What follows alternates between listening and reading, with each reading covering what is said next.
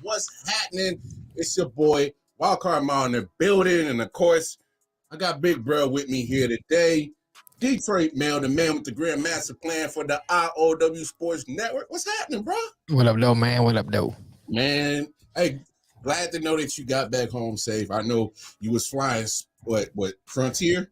Man, I'm flying Soul Plane.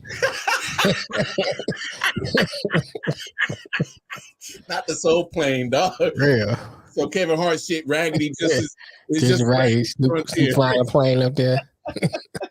Right. So don't fly Frontier, don't fly Spirit, and stay the far away from Soul Plane. Got you. Cool. All right. Well, I got to throw American Airlines in there. I got my own horror stories. I ain't had problems with them, but Frontier? What? Wait, hold on. You never had problems with American Airlines? I've always had problems with American Airlines. I used to fly Southwest all the time. Oh, I like Southwest. Now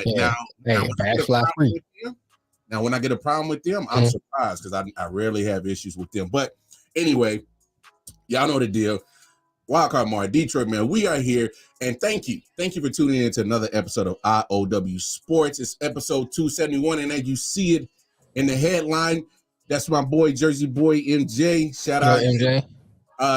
NFC West Division. I mean, y'all know what it is. Football is on the way. Regular season is coming up real soon, so we trying to get y'all pumped. We already did the NFC North. Mm-hmm. You know, we done the AFC South. Yeah. You know, we did the NFC South on Monday. And today we're going to do the NFC West. As you see, we got the 49ers, Rams, got the Seahawks and the Cardinals in the background. And here to join us to talk NFC West, and of course, he knows a little bit about the Seattle Seahawks. He might know a little bit, you know what I'm saying? Hey, welcome to the show. I've been trying to link up with this man for a minute, a big content creator that does a lot of good stuff, especially for Let's Talk Sports. And I always got to give a shout out to Dan. I'm talking about this guy is a saint. He does a lot for the podcast community, but does a lot of content with Let's Talk Sports. Hey, you better, hey, if we're going to talk football, who better to talk football with than Bo? Bo, my man, what's happening, man? How's it going, guys? Thanks for having me on. Always a pleasure, man. Always a pleasure. Before we get started, Bo, go ahead, talk to the people, our viewers, our listeners. Go ahead and give all your socials so that they can make sure they check out your content, brother. For sure. So right here on YouTube, it's just at football-talk. My Twitter handle is on the screen here, and you can find me, Facebook, Instagram, pretty much everywhere, TikTok, whatever. But on a side note, you haven't had a problem with American Airlines. That sounds like the most just lies, man. Like, thank you, bro. Thank you.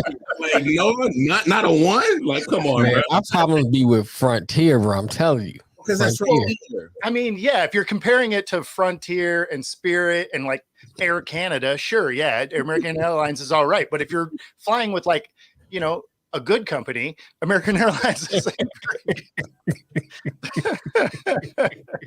Hey, bro, that's why you already my guy. It's just, and Detroit Mail knows this. We keep it real, man. And I don't know why you made that comment talking about him. I ain't never had a problem. Okay. I'm just saying. Anyway, flown them once and it was an okay experience. But if you've gone through LAX and you've been on American Airlines, you have definitely missed a flight, and they may have canceled your whole flight. Yep. I got a good story for you guys. Go ahead. Yeah, go ahead, bro. So that'll be an off the air one. Oh, never mind. Yeah. Anyway, let's talk football because that's what we came here to do. Yeah. We're going to talk NFC West. And what? He said something commercial. Private. Right. Okay. Well, Jersey Boy MJ, if you really got it like got a private jet, bro, I got places I need to go. No, hold on. He's been podcasting with us for a minute. What you been holding out, bro?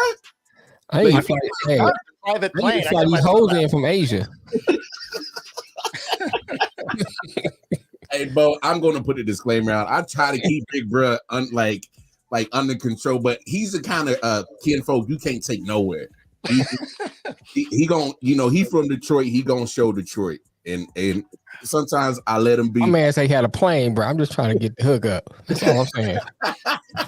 Anyway, we all have those friends. It's a public service to take them out with you. Facts.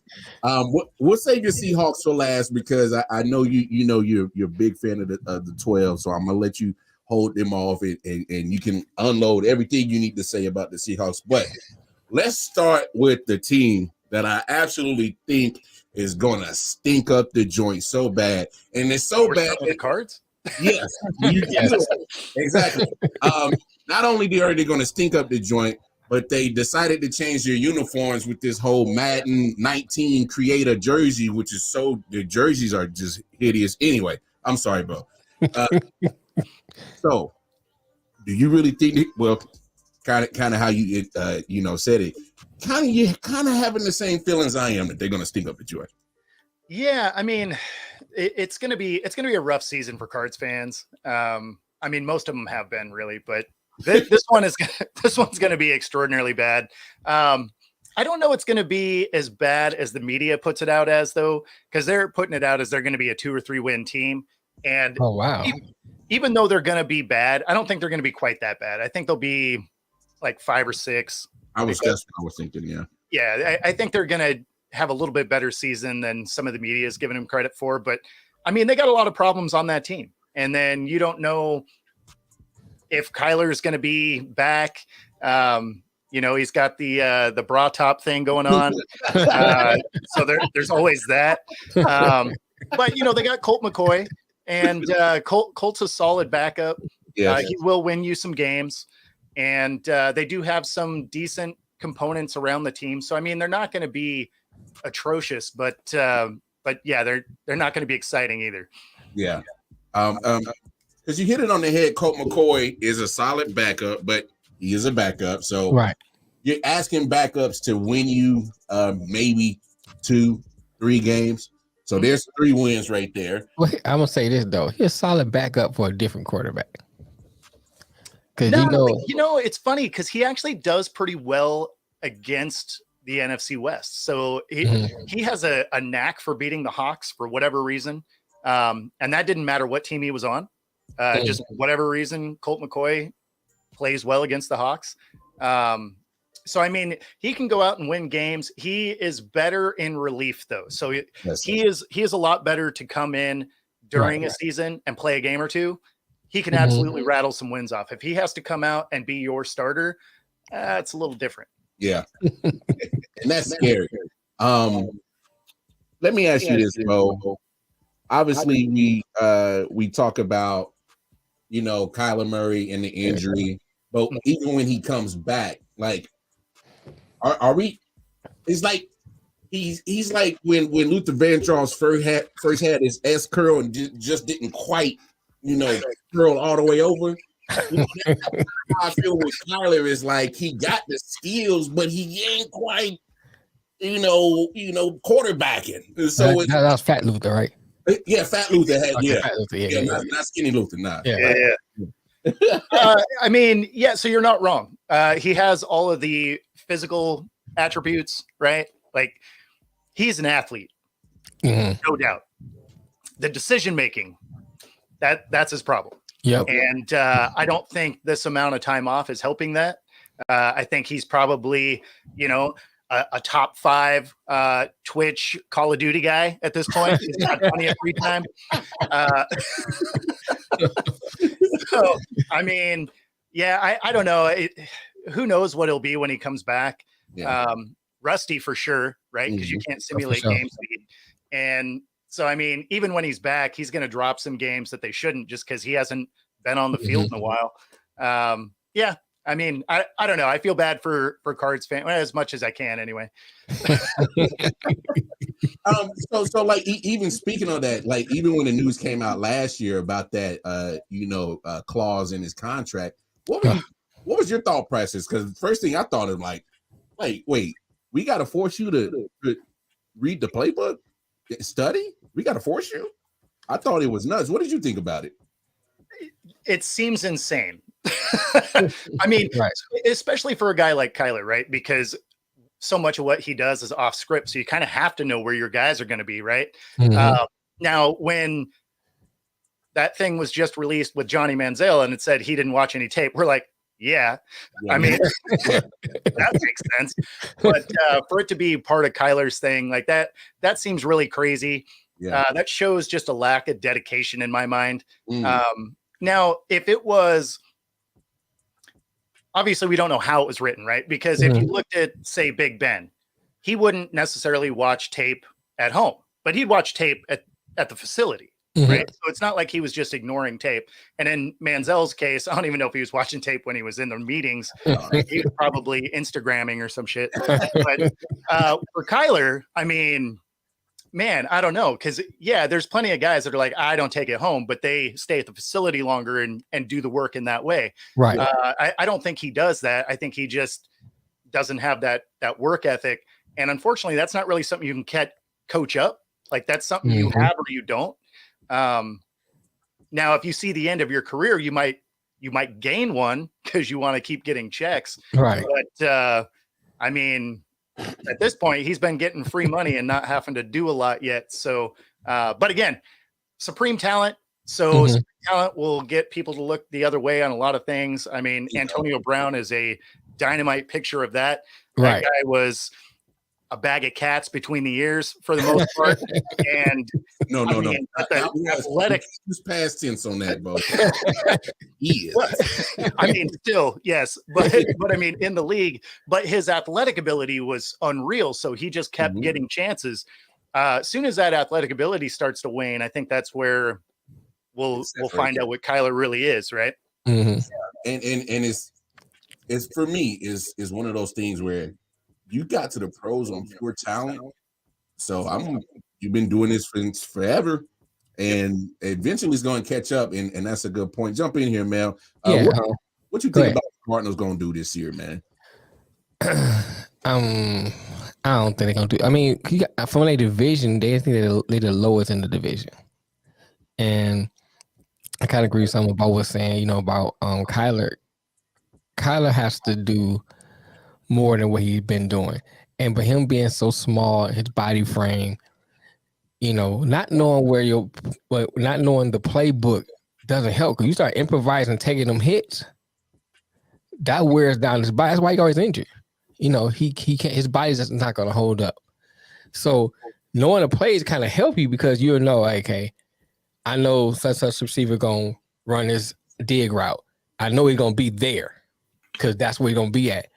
And so when you doing your checks and your reads, you know where to throw the ball. If you don't know the plays and you automatically don't see something, you start taking off running and taking hits, that's gonna take a toll on your body over and over and over again until talent's only gonna take you so far. Yeah. I mean, you can go through any sports and you'll see, I always say it's about Duke teams. The Duke teams are well coached. Yeah. How many Duke players, when they got to the pros, turned that into a great NBA career? Not many. True.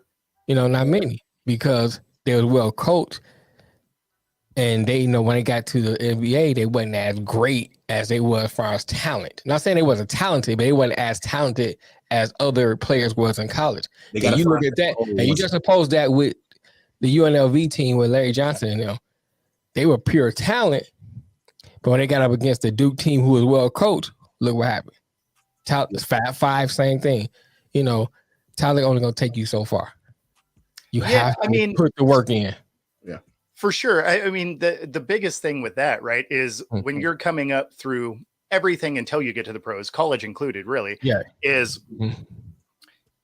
you may be the best player on that team, but you're on a team that, at best, has 2 or 3 guys that might make it to the NFL.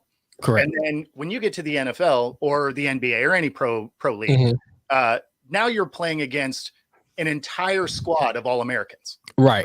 So it's not like I got to make these 2 All-Stars miss. I got to make 11 dudes. Correct. That are All-Stars in every league they were in to get here. It's like, you got to work. You got to work a little different. I agree. Man, And then you see Buda Baker made the trade request. Right. I mean, they got the scandal with the former executive, saying the culture that they're building down there and whatnot. Lose JJ Watt, who actually was very productive in his last year. You lose him, so there's some pressure. He was great as a veteran presence on that team. Yeah, Here's another factor that I think must get factored into the Cardinals. Zach Ertz, to me, right now would possibly be their best receiving option. Right. Yeah. He misses time a lot. Mm-hmm. Your quarterback's missing time a lot. So you're dealing with, off the field crap. They had a lot of noise last year with the, going into the season. D-Hop with the suspension. Mm-hmm. They weren't able to get out that hole. They had a lot of noise last year. Right. Not as much noise this year. Still the same situation. You got noise. Yep. And your quarterback is not there. Yeah. You're rolling in the season with your backup. So I'm predicting a very slow start like last year. I won't be surprised if they get 5 to 7 wins in that range right there. I'm with Bo on the whole media hoopla. We already know how the media do. You got to create a story, you got to create a narrative because you got to create content. So, if they're going to dog walk them that bad, so be it.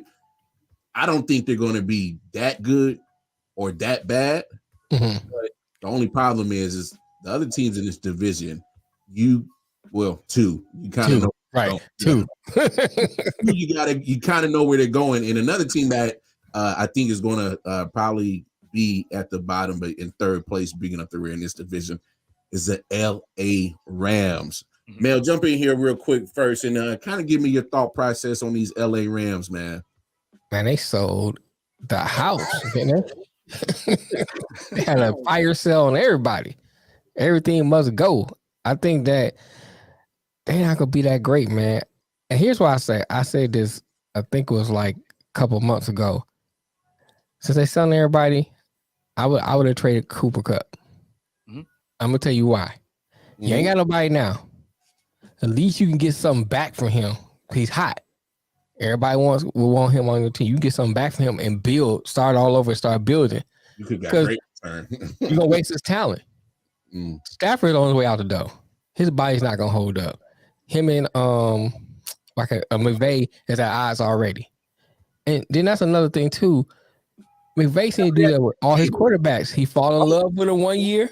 Wait, hold on, man. I didn't hear nothing about that. Speak on that. What they beefing? Yeah, he always said something in the media, dropped a few things, and I have to paraphrase because I can't remember exactly as a while since I heard it.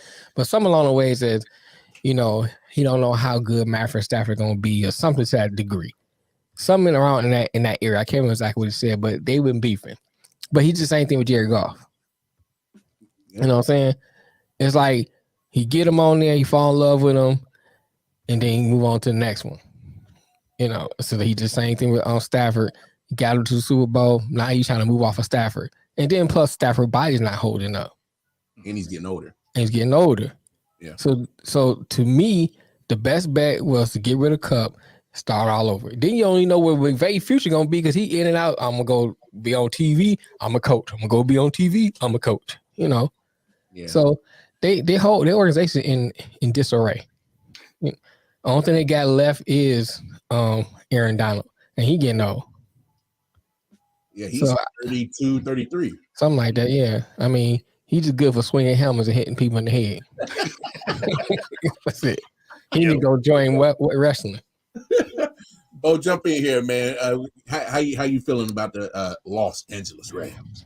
Yeah, I mean, they're not going to be good because, they threw all their money in to go win a ring. And, it's only dumb if it doesn't work, right? So they got the ring, can't take that banner away. And then they had to sell everybody because, the cap exists. Right. So, and you're right. Like, I agree with you. They probably should have moved off a Kupp. They could have got a couple of first rounders for him. Stafford's going to come back, but realistically, he's back for maybe a year. Mm-hmm. I did like their pickup of Stetson Bennett, though, because his play style is very similar. So you don't have to. You don't have a scenario where the offensive line has to prep for something different if Stafford has to leave. Stetson Bennett can come in, play the exact same style ball, has a very similar throwing mechanics. So I mean, even your receiving core outside of timing, they're going to catch a similar ball. So I mean, I actually kind of like that pickup for him. And then Aaron Donald, like you said, he's getting older, and he was talking about retirement this last season. Mm-hmm. So I mean, you don't know how long he's going to hang out. We've seen guys retire in the middle of a season before.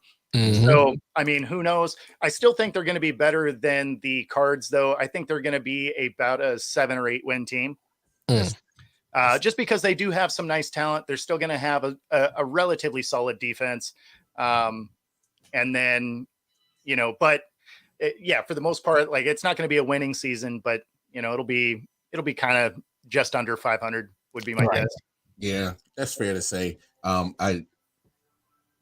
They still haven't addressed nothing on that offensive line. That's what scares me too. Yeah, that too. When you don't, I mean, they can. yeah. That's touche. So it's like, but at least try to address it in the draft. Like you could have picked up, like Chiefs picked up Donovan Smith for relatively cheap to probably put him at left tackle. You got to, for all them, like you said, you took the risk of throwing all your eggs in one basket. You still got to, if you're going to be that aggressive, then at some point as a GM, you got to start actually being, methodical and not just aggressive. And so, Mel, I think you got a great point. You put Cooper Kupp on the trading block right now, and you got 31 teams blowing up your phone right now. Mm-hmm. Yeah. Blowing up your phone. Because you're talking about a premium player at a premium position, and you talking about all the first rounders that you've been giving up year after year. You could coop them right back, and I don't know, because I think it's what Les Snead's still the GM down there, so you gotta start being methodical. But that O-line, man, you didn't address it, so you can't have a banged up, old, beat up quarterback like Stafford behind a Swiss cheese O-line. Right. It's going to put you in the same predicament like you did last year when all your people start dropping off midway through the season because of injury, because they can't hold up. So that kills your quarterback position. I do agree with the Stetson Bennett pickup. That's a great point right there too, Bo. Because it's easy to have a same playbook and you're not really changing nothing. You're just going from player to player, almost kind of like San Francisco, the next team we're going to talk about right here. And I'll before we get there, I want to answer your guy Anthony Price here. So I don't think they're going to try and move Darnold, and I think mostly because of McVay's ego than anything. He keeps talking about leaving, and the last thing he wants to do is trade the focal point of his defense and end up with a 4-win season and end his career on 2 disastrous seasons before he goes in to the broadcast booth or whatever he does. So I think he's going to try to at least be a 500 team. So I don't think he's going to move any pieces, but I would bet that you probably see them maybe try and go get some extra pieces off of out of people's practice squads because they're almost free and they have no cap space. True. Makes sense. So pretty much they're going to be probably a heavy team at the end of the 3rd preseason game. They're trying to find every last needle in the haystack. Like, for real. Hey, we got 31 haystacks. We're going to try to find a needle from every last one of them. Right. So, but that goes to your scout team. So their scout team is probably doing overtime right now. For sure. They're teaching people how to legal cut block just so they can slow down a pass rush. Can you read? Can you watch the film? You ain't doing that. Come on. Can you fall down and make it look like you tripped? Boy, they're gonna have interns for days in the facility, bro. Hey man, everybody watching film. It's 31 teams. I need 31 people. Let's go. So they're gonna have to earn they keep on that scout team for sure. For sure. But San Francisco 49ers, and I'll go ahead and kick it off right here. Right. Obviously make it to the NFC Championship game. That defense is still intact. You got to find a way to, make Nick Bosa's pockets happy. You don't want that to linger too long. Obviously we got our own situation here in Kansas City, but when you got a defensive player of the year holding out, you make sure by all means. And John Lynch, who the GM, he's not silly. He's like, all right, okay, maybe take your time, Nick. I know you still staying in shape. You don't want to do none of the preseason training camp shit. Cool, whatever. You'll be here week 1. It'll get done. San Francisco 49ers fans probably aren't even freaked out. I'm not freaked out about our situation either, because when you got players like that, you realize what you have. And just like Aaron Donald is a focal point on the defense for the Rams, Nick Bosa is that for the 49ers. Now, don't get me wrong. As a collective unit, still a good damn defense. Super Bowl defense. But you still want to make sure that you got the lightning rod of that defense there too, to keep you a Super Bowl caliber defense. Now, elephant in the room, the quarterback situation. I've been a big taker on this, and I'm blaming Nick Shine for this. So if it goes wrong, I'm blaming him. I wouldn't be surprised, depending on Brock Purdy's health, and I got to put that in the caveat. If Brock isn't ready to go, I think that is Sam Darnold's job. For some reason, Trey Lance, I saw that game against the Raiders. I didn't see the game. Look, I know it's preseason, it's not regular season, and it don't matter. But to me, it does, because even though the injuries have been there, but you've been in this system for 3 years, and he looked like he had no clue what the hell he was doing. Yeah, it's a difference between go ahead. Rust and not looking like you belong. And that's and I think he didn't belong. It didn't look like Russ. It's a difference. You know what I'm saying? Russ is like you might sell a pass here and there, but you make the read, you might sell a pass. That's Russ. Mel, it's funny that Sam Darnold's there. I swear Trey Lance probably said the same thing. It's like, bro, I'm seeing ghosts. I don't know what I'm no, for real. And the thing is, the Raiders are not a good pass rushing team, and they were just getting home preseason. So look, I know people preseason don't matter. It does, because he does not look good. Right. If Brock Purdy is not healthy and you didn't traded all this stuff away to go up and go get Trey Lance, and you got him 3rd overall, and he's supposed to be our key to the future. Let's remember, he was only drafted because Jimmy G couldn't stay healthy. Now you draft him high, give away trade picks, good trade picks, and he can't stay healthy. For real. But then you've been in the system for 3 years. You look like you just didn't know what the hell to do. I'm confused. I am confused about that. Bo, jump in here and help me with this confusion, man, because a guy that been in the system for 3 years, and the way he played against the Raiders, I'm like, huh? What is this? Yeah, I mean, so it was just bad. It was. I don't know if I can help with the confusion, because because I don't know where his confusion was. Like he clearly just couldn't see the field. Like, right. I mean, I don't know what it was about it, because I mean, that's another scenario where he's a phenomenal athlete. And but yeah, I mean, it was decision making. He couldn't see the field. His release time, which was crazy. He was holding the ball for 3.5 seconds. I mean, give the Raiders credit, they were getting home, but 3.5 seconds is a long time. Right. Yeah. You figure guys like Brady and Rodgers and stuff, it was like 2.2, right? That they're slinging that ball out of the pocket. And he had the ball for just under 3.5 seconds, and he got sacked 4 times, hit 9. He had one decent drive. He went out there for 5 series, right? Yeah. The first 3 series were 3 and outs for -1 yard. I mean, this is not awesome gameplay, and it's not like you were saying, he sailed a ball or some rust or something. This is decision-making thing. And that's not a coachable thing. Like you can't coach someone to see the field. That's correct. And so that's a huge concern if you're a big Lance fan. I'm actually with you. I think Darnold ends up being the number 2 if we don't see some vast improvement from Lance over the next 2 weeks.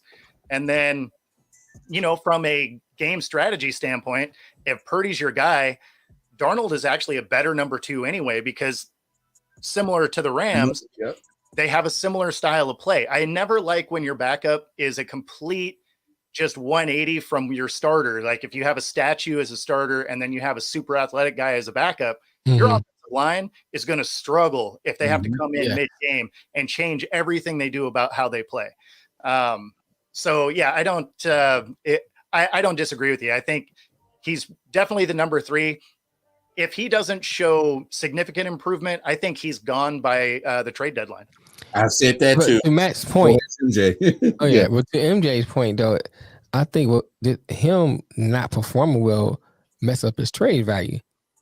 So you didn't have any anyway. I'm just saying, but he's played 4 games in 2 years. He didn't have any trade value. Here's what I say. 3 at best. Here's what I say though, Bo. That's a good point. I mean, I can't put value on something. Let me say this though. But sometimes you can get traded off hype, into potential or hype. Yeah. But now that we have seen what you can do, now that goes away. Well, like if he would have been traded last year, he could have got traded high from hype. But now we have multiple seasons of him getting hurt, playing 1 or 2 games. Ain't nobody buying on that. So like they may, if someone was desperate, they may throw a third, but I mean, that would be the highest pick you'd get. And that would be it. It'd be a third and we'll take the rest of his contract. A third and a sandwich. Yeah, basically, right? Or I mean, it could be even worse than that. It could be like when the Eagles got rid of Wentz, right? They're like, if you have a pack of Big Red, you got a quarterback. Like, we'll even pay his whole contract. We just don't want him here. Hey, that's crazy you say that because the Eagles took a crazy dead cap hit for that. Yeah, it was like $44 million or something. It was insane. You know you gotta be bad, so they wouldn't take something like that. So they just want to get rid of you, man. I don't care how much it costs. Yep, we'll eat the whole thing. Just get out of our building. Right. Go back to North Dakota. Pack of ramen. Yep. Hey man, because I think that's crazy. And people have called me crazy, Bo, when I've said that. I'm like, I get people. I want Trey Lance to succeed. Oh yeah. But the fact of the matter is, when he played at North Dakota State, he only played 1 year. He played supreme talent, opponents. So when you get into the NFL, everything is just moving too fast for the guy, and he's showing the Anthony Davis syndrome. So it's like, we, like you said, I think there's probably 3rd or 4th round pick you give for him. Max, like you said, you got to find somebody desperate. I actually, and to take my take a little bit step further, I've said it before. I might see Belichick take a snag at it because I don't know. It would be something that I think he would do. Yeah, but you just making a swap for the same thing. Worse, you're making the swap. Yeah, say why would you get rid of Mac Jones to get that? You'd have to keep Mac Jones just so he could come in the 3rd game. Right. You know he gonna get hurt. Hey. Although I will say this, the Patriots have a real knack for having offensive lines. So if Belichick can build anything, that offensive line is one of the things that he can build unlike anybody else. So if part of it was protection, then that might actually be a good spot. But I have a hard time even imagining a Belichick offense with a truly athletic quarterback. Yeah. Well, here's and the reason why I say it, Bo, is because just look at what they've done since Brady left. I thought the Cam Newton experience was, brought him to about a 500 team. Now Mac Jones had a good rookie season, but then he came back down to earth. And to be fair to Mac Jones and Cam Newton and anybody else that has played quarterback since Tom Brady has left, you know, they're not doing a great job of surrounding them with weapons. I mean, That's true. be That's honest true. about that. All right. So But he got better talent this year than he did. I mean, Because he been there. yeah, to be fair, they didn't give Brady a lot of weapons either. Brady was just very accurate, Yeah. right? Like, because he's not an amazing athlete or anything. I mean, his ability to diagnose a play is awesome. yeah. Similar to Peyton Manning, right? Like they can Mhm. diagnose a play like nothing else. But as far as athletic ability, they're not amazing athletes. He just happened to be really accurate. Correct. And it was one of the things that always made me mad about Manning, right? Especially after he got hurt, he'd throw the ugliest spiral you've ever seen in your life, but it would be the most money throw. And you're just like, how? Like, it was the ugliest ball ever to get there. And it would still be just like this nice fingertip grab. And you're just like, that makes no sense. Yeah. Yeah, man. Trey Lance, man. I don't know what the solution is, but he read defenses like Floyd Mayweather read books. It's not. I'm just like, I don't know what the solution is, but they do something. In the hat. Right. That's messed up. But no, I mean, but besides the quarterback, they gonna mad. No, look, because here's my thing. I think that the 49ers still are at the top of this division for sure. They're gonna battle with your team, Bo. I think it's gonna be real close between them and Seattle, but I'm giving the slight edge to San Francisco only in this aspect is because the Shanahan offense system works. So he's shown that it don't even matter who you put back there at quarterback. Yeah, you just need somebody healthy. I mean, it cost them an NFC Championship game and a Super Bowl appearance. The defense is still going to be top notch. Bosa's going to get signed. They got weapons all over the field on the offensive side. You still got a all pro at left tackle and Trent Williams, and so that's my only thing. But where you think the 49ers is going to land at, man? Yeah, no, I think they're the division winner. Because to your point, like they didn't lose a game really until they had Christian McCaffrey, their running back, taking snaps. It's like, okay, I mean, they were doing well with everybody else that had any experience throwing the ball. So yeah, I mean, it's a very dangerous offense. Now there are some things about that offense that came together last year that hasn't had a huge history of coming together. And that is Christian McCaffrey didn't get hurt. He has a tendency to do that. Debo didn't get hurt, and he's also generally injured. So if you end up with some quarterback troubles and those guys go back to traditional form, then they could run into some trouble. Their defense is going to be elite for sure. It'll be a top 5 defense, just like it was last year. And the thing that is interesting is the Niners actually don't get as much credit as I think they should, because they've been in the championship game 4 years in a row. Yeah. Right. So it's not like it was like, oh, it was a one-off, whatever. I mean, they've consistently been there.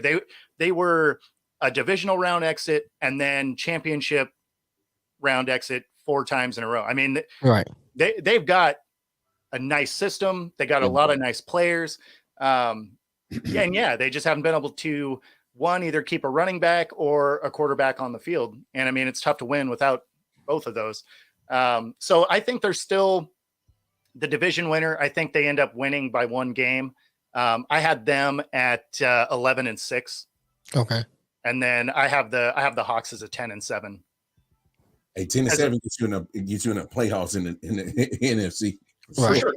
Yeah. Sure. Jump in here, man. What you thinking about the 49ers, man?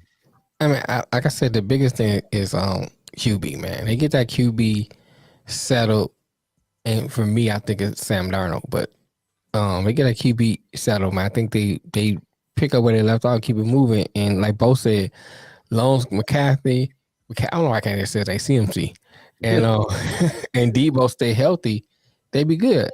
I think the reason why Brandon Ayuk performs well is because of Debo.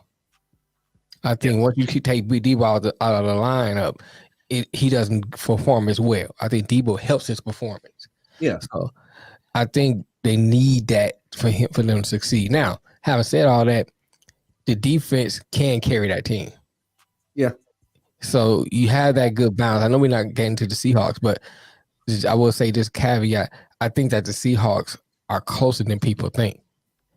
Oh, I yeah. like what they did last year, and I like the fact what they did in the draft. And we getting more of that in the depth. But I see 11 wins. I can go with that. I think 11 wins would be good. And see them back in the playoffs. Yeah, Bo brought up a good point about the 49ers. When you go to 4 straight NFC championship game and you're one of the leading teams with players on IR, you got something that, that's going to be able to, withstand a season of injuries because you've been doing it year after year after year. Right. I mean, literally, they're one of the leading teams with players on IR, and somehow it's that system, man. Shanahan got a good system, bro. Hit it, bro. They didn't already sent 2 defensive coordinators to other jobs, and defense still stays the same. You know what? And that's cut you off. I gotta say that what I'm thinking about. But it's interesting how Belichick gets so much props for the system that he has, and no one really don't give as much props to Shanahan as they do Belichick. And to me, his system is just as proven as his is. No, it ain't. There's this. Thank you, yeah. I know that. It's chips. Hey man, look, you gotta, you add cheat. They add cheating into it. They had this mean ring too. I mean, even cheating, if you don't have a quarterback, I don't think you're going to get there. Hey, facts. But them binoculars stay on Belichick. Oh. What y'all doing? Hey. Right. Anyway, man. All right, so let's get to your Seattle Seahawks. Bo, man, go ahead, break down the squad. Give us the certain transactions that you like, players that have gone on that you think you might miss. Just go ahead and give us the full spiel on them Hawks, man. Yeah, so I mean the Hawks are going to be good to watch. So they have probably one of the most dynamic receiving trios going into this season, right? Now that they added JSN. And so if you're a fantasy player, though, DK is probably where his touches are going to come from. So he's probably going to be seeing the ball a little bit less just because Lockett is the most consistent receiver you could ask for. So he's going to get his targets no matter what, because if it's by Lockett, he's going to catch that ball. Right. DK, on the other hand, can drop some of those easy ones. He'll make that spectacular catch, right? He has amazing speed and all of that, but he'll drop some of those easy throws. And I think that's where some of those outlet passes will end up going to JSN. So that'll be a really fun trio to watch. Obviously, adding a running back was a huge move because the Hawks haven't actually had a starting running back make it through the season since 2014 without landing on IR. So getting that second running back there was huge. Obviously, they still have DJ Dallas too, who's a good back. So having a good stable of running backs, that trio. The offensive line, they did address a little bit in free agency. They brought in a new center. And then in the draft, they brought in a center and a guard who through camp have looked really good, which will help our running game. Because one of the things that we struggled with last year was actually opening gaps for our running backs. Right. And so if we could maybe not have Walker getting hit behind the line of scrimmage, maybe he stays healthy. And even though until he got hurt, he was top 5 in rushing yards, he could be leading the league. If he doesn't actually get hit by linemen all the time, he can make it to that second level. And then on the defensive end, we had a really nice secondary coming together last year. Excuse me. And so for them to add Witherspoon to it, I love Witherspoon. That'll be a nice pickup. Witherspoon is an incredible athlete. They bring in Love as a safety. You still have Diggs back there. You got Woolen back there. You bring back Bobby Wagner. We re-signed the best linebacker that we had. Jamal Adams comes off the injury list for, however many games he makes it.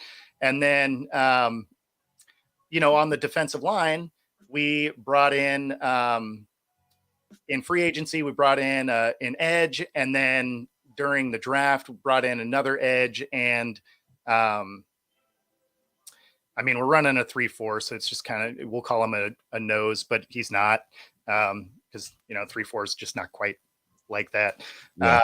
But it'll be fun to watch because that'll be a very dynamic defense. The secondary is kind of you have too many good players to actually be on the field at the same time. So they're going to have to be, when they roll it out, even though it's going to be a 3-4 style defense, it's actually going to be like a 3-3-5 because Jamal Adams, although he's a safety, he's going to be more of a rover. So he's going to be that strong safety, outside linebacker, free to roam around kind of guy. And so then you're still going to have your two safeties, and then you're going to have, Woolen and Witherspoon. And then you still have, if you go into a nickel defense or something like that, Michael Jackson was actually played out of his mind last year. Right. They still have him on the roster. So, I mean, and then they moved Kobe Bryant into a safety position. So, I mean, they have. And Kobe Bryant brought the wood on that first preseason game. He did. He came to hit. Yes. I'm surprised that wasn't a flag. But I mean, it's one of those where their secondary, their guys that are going to be coming off the bench there would start in most of the other teams in the league. So, I mean, that secondary is going to be no joke. The one thing I will say, though, is people are probably getting a little too high on what the defense could be. They're saying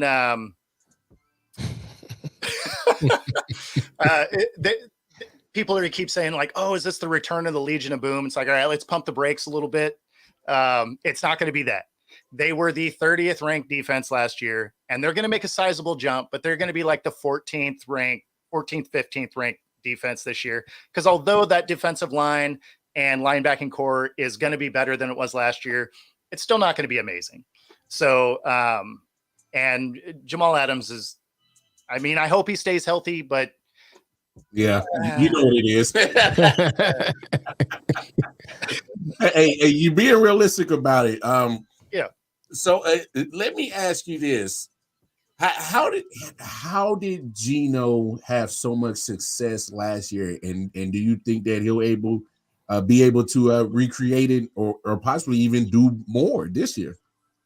Yeah. So everything he did. So I wasn't a big Geno guy, right?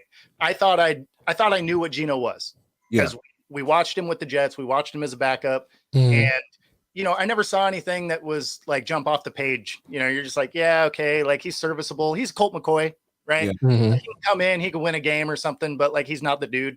And then he played last year, and he sets the single season passing record for the Hawks, which that was crazy. He led the league, and I think it was QBR, right? Yeah. So I mean, he did those things, and that was very cool. But the thing I liked about it the most, and is encouraging going into this season, is everything he did is duplicatable.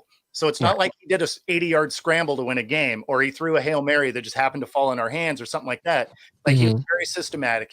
He would use our tight ends. He would stretch the ball when he had to. He'd throw it away when it was smart. He protected the football. It's like, okay, well, these are game IQ things. And it's like, okay, well, that you can bring into the next season. And he's athletic enough to get out of some trouble, but he's not, running all over the field. Everything he did, it was just very smart gameplay. And that is something that you can take from last year to this year. So yeah, it's encouraging what he did. And then I liked what Locke has been able to do, as a backup. I kind of questioned why they brought him back, other than he was just really cheap to bring back. But, because I think they got him for like $1 million or something. So, I mean, that's a cheap backup. Right. But when you watch him come out and play, like you can tell he is learning, right? So he is progressing in his game. And it's not like he played horribly when he was with Denver. I mean, he ended up with more wins than Russ. It's basically the same team, right? No. Hey, you speak no lies. I just throw that softball out there, But yeah, I mean, so I like some of the things that he's been able to do, and Yeah, so I'm actually pretty happy with where this team is. I don't think it's going to be, they were a 9-win team last year. It's not like it's going to be a huge jump. It's going to be one extra game because we're not going to play the NFC South that, let's be honest, didn't want to win games last year. Mhm. And we're going to play the Eagles and we're going to play the Cowboys. And I think we visit the Chiefs. And obviously we play the Niners twice. And we'll ultimately lose a game to the Rams because we always lose one of them. So, I mean, it's some of those things. It's like, okay, yeah, I mean, they're going to be better in most phases of the game, but our schedule's tougher. So it'll probably only equate to one more win. Yeah. Jump in here, Mel, man. Kind of give me your thought process, how you seeing Seattle Seahawks this season. I like I said earlier, I like what they did in the draft. I like what they did last year draft. I was the defensive line they picked up out of Minnesota because I wanted the Lions to get him. His name escaped me, but I like how he developed throughout the year. And then when they got Witherspoon, I was like, oh man, because I want the Lions to get Witherspoon. I think him and Kirby Joseph back there would have been nice. Mm-hmm. But I just see Geno is the biggest surprise. Yeah. When they said starting Geno, I was like, oh shoot, that's going downhill right there. You know what I'm saying? And Geno did well, and that's you got to give Pete Carroll his props. Yeah. That's the one thing we have to add to that. You got to give him his props because I know I wrote him off. Yeah. And he did well. I mean, a field goal away from making the playoffs. Yeah. So, and now you added these additions, and I like to run it back. We made the playoffs last year. Oh, yeah, that's right. You did. I'm thinking about y'all kept the Lions from going to the playoffs because y'all won. Yeah. That's what it was. Yeah. But I like the running game y'all got. I like that one running back whose name shouldn't be mentioned because he came from Michigan State. But, Walker. Whose name who shouldn't be mentioned. Sir, stop being such a Wolverine right now. Like, bro, I gotta give you the disclaimer. He's such a Michigan guy that anything Spartan, he'll give no credit to. He'll do it, but it'll be followed with an insult probably before it or after it. So, oh no, I mean, if you're a big Detroit fan, it's fine. If we had to play you guys again, say in the playoffs, I'll just make sure I have everybody start gambling in the parking lot. That's what we do. Hey, hey, you want to beat the Lions? Hey man, hit send on this real quick. Come out. I had to come up, show up in the parking lot with some dice and it's on. What the hidden folk? Oh, what the get your ass out of here. But yeah, man. Like I said earlier, man, I don't see that big of a difference between San Fran and the Seahawks on paper. I get a slight edge to San Fran because the scheme that Shanahan has, it seems like he can just plug and play anybody. And I think they defense, so I give him a slight edge for that. But man, I think Darryl is passing on 1 yard. So the thing that's funny is I can actually defend that call. I need to play. I just can't defend the way Russ threw that ball. Like he threw it right to Malcolm.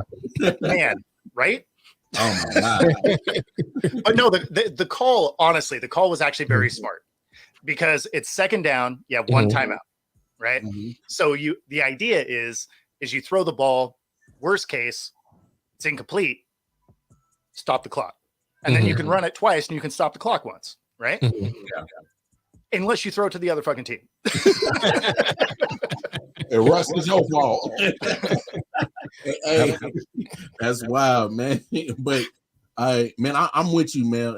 Pete Carroll has done a phenomenal job, man. Yeah, and to Mel point too, and on the college level. Yeah, on the college level too. But I thought he was out of there. I thought he was done. I thought he was. Man. But to your point, Mel, when you on paper, so I like Noah Fant at tight end. Noah Fant. Mm-hmm. He can put it all together. He can. I'm not saying he's on George Kittle's level, but he can. Make some plays like Kittle. Mm-hmm. You got your 2 wide receivers. Now you got 3, which is I'm glad you said that, Bo, because I know everybody's going crazy about the Cincinnati trio, and they're going crazy about the duo in Miami and in other places. There's some wide receiver groups, But I'm like, how do you not talk about the Seattle as being top, in my opinion, top 3, wide receiver? I mean, Jigba is nice, man. I mean, hey, yeah. I know he's a rookie, and a lot of people are going to, speculate what he could potentially do, but he's a first round pick for a reason. So the talent and the potential is there. And go ahead. I know I can't give him too many products. He went to Ohio State, but go ahead. No, it's funny because he's a rookie and everything, but where they're going to use him is out of the slot. Yes. Which is a really, like, if he had to go out there and be the number one. Yeah. It's different. I would agree. Like, that's a different animal, right? But if you have DK is taking your speed, right? Your speed guy is covering DK. And then your other top corner is taking Lockett because Lockett can create separation in a box. Thank you. Right. So I'm big on Tyler Lockett. He's nice. He's nice. The only thing that's frustrating to watch, I mean, it's a business decision. I get it. But as a fan, it's a little rough to watch him catch the ball, hit the ground. Doug Baldwin used to do the same thing. Yeah. But the thing is, he generally stays healthy because he didn't get rocked too. So I don't hate it, but sometimes you're like, that extra yard actually could have been cool. But getting back to JSN, if he's coming out of the slot, well, now it's your nickel corner, or it's an outside linebacker or something like that has to cover him, and he runs a nice route. Yes. So he's going to create that separation. Yeah, and like you said, Kenneth Walker, barring staying healthy, Kenneth Walker is he can get busy back there in the back, and he's not afraid of Charbonnet. You have Charbonnet behind him. And Charbonnet too, yeah.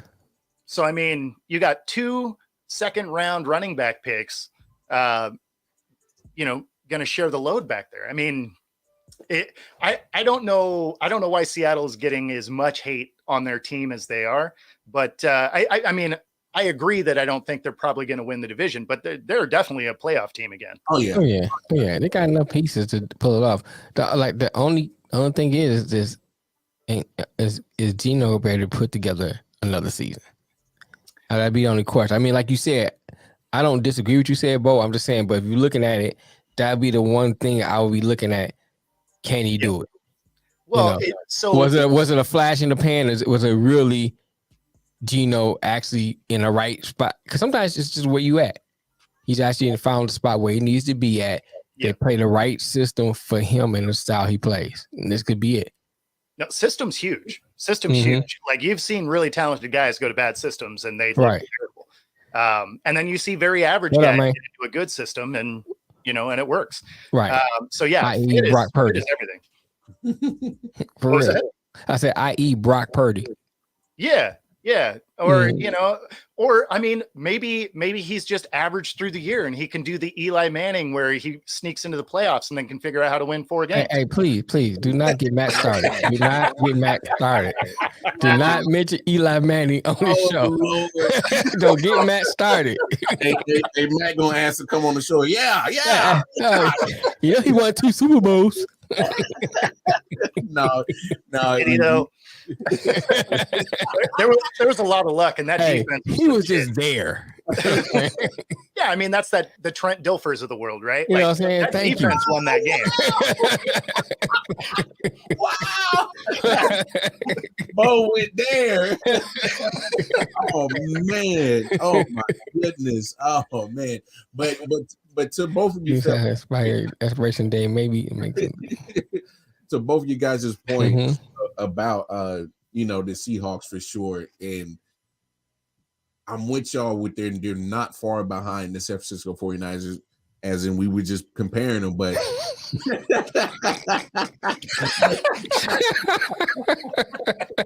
but to Bo's point, bigger point about the defensive side, like your younger defense, you're not as cohesive as that 49ers defense. So that right there to me is probably only the slight edge. Because on the offensive side, you can start making your comparisons on what the 49ers have, and you guys and you can come back with on the Seahawks side on the offensive side, if you ask me.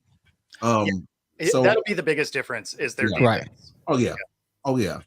And so if that Tariq Woolen, oh my God. Oh man, he's a beast, man. Well, because what the thing is people tried him and he made him he made them eat crow every time they Right. played him. Obviously, you know, Sauce being in New York, he's going to have the media hoopla. But if you are a fan of football and you saw what Woolen did last year, you're like, oh, wait, you sure Sauce is defensive player of the year? I mean, here's the thing. I'm gonna say this. I'm saying you can have a conversation. Yeah, I'm gonna say this though. I think the three main people should have been mentioned was Sauce, Woolen, and Aiden Hutchinson. I think those three you could have made an argument for either or. So the Sauce winning, I'm not saying it's a big conspiracy. Say, okay, I'm not gonna argue about it. Both had good numbers. Right. Good numbers. Yeah. Right. No, I was laughing at the last comment there. Oh. What do you say? Oh, backtrack. No. The one above that. Yeah. Oh, this one? Yeah. Hey, welcome to I.O.W, bro. It is how we get there. And we mild today. That is true. That is no lie right there. So I mean, but no, real quick, Bo, would you be surprised if you guys landed in an NFC championship game? Because the only reason why I say that is because I think you guys can compete with San Francisco. I think you can compete with Philly, and pretty much to me, in my opinion, Philly and San Francisco is pretty much your two big obstacles in the way. I mean, I know Cowboys fans, man, y'all pipe down. I ain't fuck the Cowboys. So the Cowboys aren't, because you got to play football in December. Right. Yeah, they don't do that. So they don't play football in December. Like they're early season champs. Like they will come out the first 8 weeks and ball, and then Thanksgiving comes, and then they go on vacation, and sometimes they sneak into the playoffs, and then they bounce because they hadn't played football in a month. But but yeah, no, I mean that being said, the Cowboys actually should have a good squad this year. But yeah, so the championship game I think would be it'd be ahead of schedule. Okay. It wouldn't surprise me if they got there. So the way I look at the Hawks, the way they're currently constructed, and the age of the team, because a lot of these guys are second year or rookies, right? There's a lot of young talent, and the playoffs is a very different atmosphere. So Flo's a Cowboys fan, man. Cowboys fans. I'm just pissing everybody off today. So I look at it as the way that I had them, the way I predicted them, right, is a 10-7 wild card entry, probably a divisional round exit. So I think they win the wild card game. I think they're probably a divisional round exit. If they got through divisional round, it wouldn't surprise me if they got to that championship game. They have the talent to play with these guys. It's just going to be whether or not the rookies are ready to deal with the distraction of what the playoffs are, because it's a very different atmosphere. The games are very different. You get to practice less. The media is around you all the time. So it's just such a different atmosphere. A lot of times rookies struggle in those moments. So I think they would be a little bit ahead of schedule if they got there. But it wouldn't surprise me if they did. This is where Pete Carroll does what Pete Carroll does. You got to remember 2014 Super Bowl and in the following Super Bowl was still a relatively young Seahawks. You can possibly recreate that same scenario. I mean, it's the same formula. So that's why I asked that question, is because, as much as I picked the 49ers to win this division, I'm not going to turn a blind eye to the Seahawks because I doubted them. They made me eat crow, and Pete Carroll is a Super Bowl winning coach. He is still one of the best coaches in the NFL. So I can't, I wouldn't be surprised if they landed it in the NFC Championship game. As a wild card, I wouldn't be surprised. That's all I'm throwing that in the atmosphere, just because as we've seen Pete Carroll do this with a very similar formula. We've seen it happen. So, hey man, we're gonna shut it down right there, man. Bo, man, what a pleasure it was to have you here, chop it up, talk some football. Oh yeah, appreciate you, man. Yeah, and thanks for having me on. Oh, one thing, we finally get our throwback uniforms. Yes, we've been waiting on these forever. Forever. Yes. I love it. I forgot to even ask that. Y'all went back to the King Dome. Oh, yeah. King Dome. Yeah, that's dope. I think that is pretty dope. The dome was actually a really fun building to watch a game. It was, if you think Lumen Field is loud, the dome was loud. Yeah, it was bumping. I appreciate that, Feather Free Bird, man. Yeah, appreciate you, man. You are more than welcome to chop in with us. And Bo, hey, the door is always open to you. You want man. The Chop Football, man, just hit me up and we'll get you on here. We film usually, this month is kind of odd because we're trying to do these preview shows and get content creators. Yeah, we're usually Mondays and Thursday CP time. Yeah, Monday and Thursdays 4:00 Eastern. So you're more than welcome to come on anytime, man. Yeah, I'm always down to talk football, man. Always. But before we get out of here, man, let the viewers, the listeners, the watchers, everybody that's been so supportive with us during this show today, let them know where they can find you at, Bo. Yeah, so you can find me on my channel. It's at football-talk here on YouTube. My Twitter handle's on the screen. You can find me in every other social media at the same, which is Football Talk with Bo. Obviously, you can find me on Let's Talk Sports. And, I visit other networks all the time. So yeah. No, again, thanks for having me on, guys. This is a blast. No problem, man. Appreciate you. Yeah. And hey, man, y'all keep tapping in with us. Make sure you tap in later on tonight. The Jersey Boy MJ, myself, we're gonna do a late night owl edition. Because I think we do got some preseason football. I think we do. Yes, we do. It kicks off here pretty soon. Yes. So, hey, y'all know where to find us. All the I.O.W. Sports Network handles at the bottom. I.O.W. Sports Network, Facebook, Instagram. Most importantly, the YouTube channel. Like, share, subscribe. I.O.W. Sports 1 on the Twitter. You can find me, Casey Wildcard on the Twitter. Hey, Detroit Mail, I see you finally got on there, man. You finally got on there. Yeah, man. It took me a minute. I know. You old fossil dinosaur guys don't like change. I get it. I know. Oh, I love change. I just don't like Twitter. Wait, first of all, your lifestyle is perfect for Twitter. There's some nice ladies on Twitter. Man, someone be catfishing me. I ain't already tried. I'm just saying, dog. So she dropped the number in the system. I was like, "Hello, can I speak to Tamika?" This Tamika. Oh, so you already got catfish. Yeah, I was like, "Oh, put these pills up." Hey, anyway, we out here because it's about the turn. Appreciate you, bro. Hey, we out here, man. We see y'all next week. Tap in with me and Jersey Boy MJ tonight. We out here.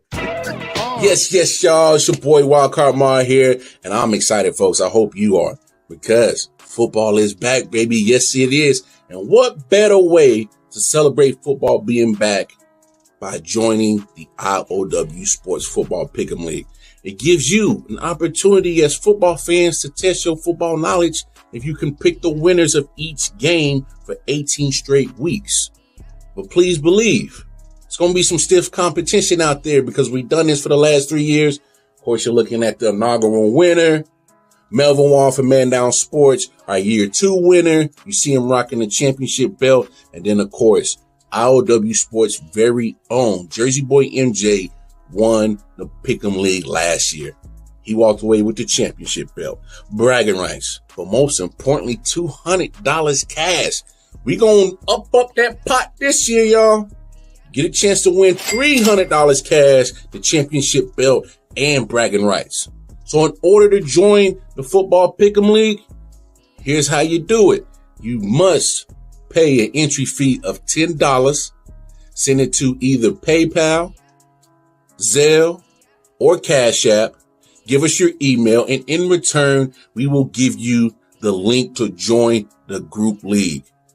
And after that, it's up to you.